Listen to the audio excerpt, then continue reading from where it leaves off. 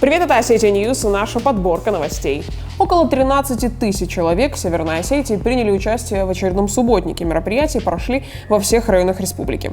В субботнике участвовали общественные организации, спортивные сообщества, управляющие компании вместе с жителями республики. Участие принял глава Северной Осетии Вячеслав Битаров. С 1 июля в России вступают в силу ряд законов. Изменения коснутся пенсий, пособий, кредитов, госзакупок и авиасообщений.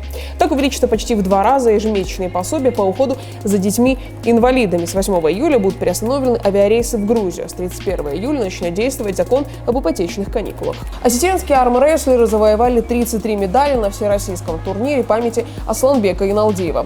Соревнования проводятся во Владикавказе уже 3-й год. На этот раз за награды боролись около 250 спортсменов из 22 регионов России. Это все главные новости на сайте ossetia.news.